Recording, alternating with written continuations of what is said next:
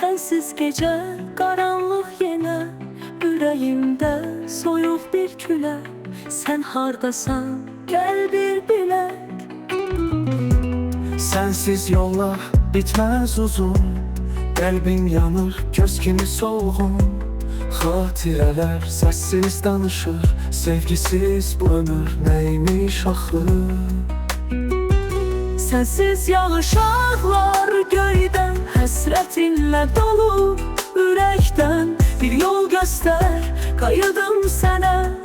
İnan sevdim səni hər kəsdən. Sensiz yağışlar göydən, həsrətinlə dolu ürəkdən. Bir yol göster, qayıdım sənə. İnan sevdim səni hər kəsdən.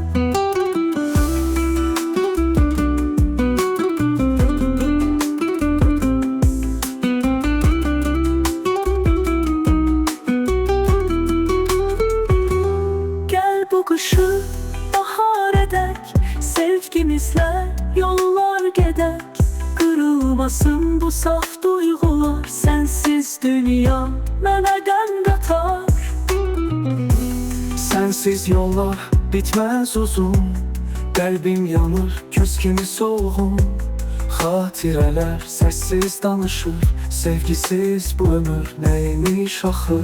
Sensiz yağışlar göydən, həsrətinlə dolu ürəkdən.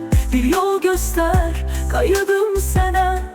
İnan sevdim səni hər kəsdən. Sensiz yağışlar göydən, həsrətinlə dolu ürəkdən. Bir yol göster, qayıdım sənə. İnan sevdim səni hər kəsdən. Gəl bu qışı bahar edək, sevgimizle yollar gedek. Kırılmasın bu saf duygular, sensiz dünya mənə qəm qatar.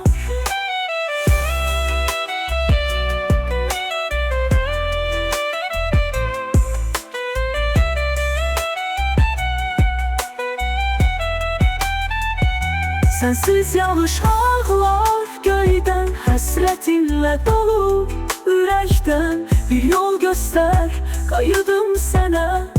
İnan sevdim səni hər kəsdən.